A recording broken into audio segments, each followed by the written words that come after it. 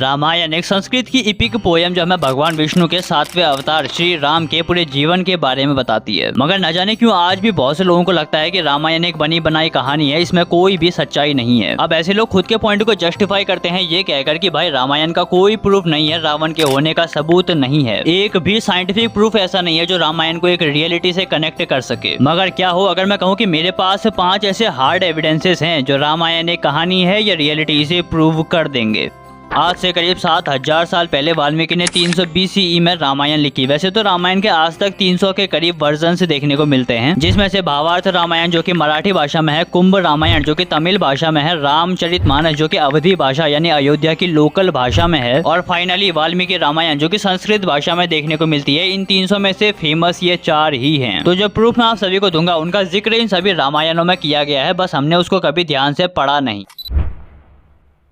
Evidence number 1, जब हनुमान जी ने रावण के लंका में एंट्री ली तो वो शॉक हो गए। लंका एकदम स्वर्ग सी सुंदर, हर जगह सोने और कीमती साजो सामान, खूब चमक दमक। लंका की एंट्रेंस पे खूंखार राक्षस जो पहरेदारी कर रहे हैं। तो इसी दौरान उन्होंने एक 4 टस्क्ड एलिफेंट भी देखा, मतलब ऐसा विशाल हाथी जिसके 4 दांत थे। अब रामायण में इसका जिक्र भी है ऐरावत, जिसपे इंद्र चलते थे, मतलब उसके 4 दांत और 7 ट्रंक्स यानी सूंड हुआ करते थे, और उसी टाइम ये हाथी रावण के पास भी था। तो बात यह है कि आज भी इसके फॉसिल फ्यूल को शिवालिक फॉसिल पार्क में रखा गया है, यानी आज भी आप उसको जाके देख सकते हो 4 टस्क्ड एलिफेंट जो फॉसिल फॉर्म में है। वैज्ञानिकों का कहना यह है कि ये करीब 7 से 10,000 साल पुराना है। सरप्राइजिंगली रामायण भी इसी टाइम पीरियड में हुई है, जिसके बारे में वाल्मीकि ने सब अपनी आंखों से विटनेस करके लिखा हुआ है। तो जिस हाथी पे इंद्र चलते थे, जो हाथी रावण के पास था, वो असलियत में उस दौरान एग्जिस्ट करता था। ये वेल रिसर्च्ड और साइंटिफिकली प्रूवन फैक्ट है। एविडेंस नंबर 2, रावण ने अपने राज्य में हर जगह टनल्स बनाए हुए थे, जिसकी मदद से कई घंटों का सफर रावण की सेना कुछ ही मिनट्स में तय कर लेती थी। कई जगहों पर तो टनल्स के अंदर भी टनल्स देखने को मिलते हैं, जो आपको एक पहाड़ी से दूसरी पहाड़ी पे सिर्फ 5 से 6 मिनट में पहुंचा देंगे। अब देखो ये तो प्रूव हो चुका है कि ये जो टनल्स बनाए हुए थे ये मैन मेड टनल्स थे, नेचुरली नहीं बने हुए थे, इसको इंसानों ने ही बनाया था। ये माना जाता है कि रावण ने जब माता सीता का अपहरण किया तो रावण उन्हें इन्हीं टनल्स के थ्रू अंदर गुफाओं में छुपा के रखा करता था। आर्कियोलॉजिकल सर्विस कंडक्ट कराने के बाद वहाँ उन गुफाओं में एक कंकाल भी मिला, न जाने ये किसका था। मगर कार्बन डेटिंग करने के बाद पता लगा कि ये करीब 900 से 1000 साल पुराना है। बाकी सच ही है कि आप आज भी रावण की बनाई हुई इन टनल्स को जाके देख सकते हो। एज अ प्रूफ हम रावण की टनल्स को रामायण के होने का सबूत मानेंगे। एविडेंस नंबर 3, आप लोगों में से जिन्हें भी ये लग रहा है कि ये सब साइंटिफिक प्रूफ नहीं है, किसी भी साइंटिस्ट ने इसे अप्रूव नहीं किया है, तो ये तीसरे नंबर का एविडेंस आपकी बोलती बंद कर देगा। रामायण में ये मेंशन किया गया है, मैं आपको एग्जैक्टली पढ़ के बताता हूँ, बट उससे पहले ये बता दूं कि यहाँ बात हो रही है जब खर और दूषण ने श्री राम से युद्ध करने के लिए दंडक वन से अपनी आर्मी आगे बढ़ाई थी। तो रामायण में लिखा गया है, व्हेन खर moved with his army towards Rama for the battle, a red-colored evening appeared to be descending all over. The sun was covered by a dark-colored disk that has red-colored corners. Although it was daytime, it started appearing to be evening. The sun was caught by Rahu, because of which the sun lost its glow and brightness. Various animals and birds started making noises as if it were dusk. यहाँ पर गौर करने वाली बात यह है कि red-coloured evening की बात हो रही है, सन को किसी ब्लैक डिस्क ने कवर कर लिया, ऐसी बात लिखी है। तो यहाँ पर आपको समझ आ गया होगा बात हो रही है सोलर इक्लिप्स की, यानी सूर्य ग्रहण की। अब सबसे इंपॉर्टेंट बात यह है कि जब नासा ने इस डाटा को प्लेनेटेरियम सॉफ्टवेयर में डाला तो एक स्काई व्यू बन के आया, मतलब उस दिन आसमान जैसा दिख रहा होगा वो बन के आ गया। और ये पता लगा कि 7 अक्टूबर 5077 BC में पंचवटी से एक सोलर इक्लिप्स बनता हुआ दिख रहा था। यानी वाल्मीकि ने जिस सूर्य ग्रहण के बारे में लिखा था वो असलियत में उस दिन बना था।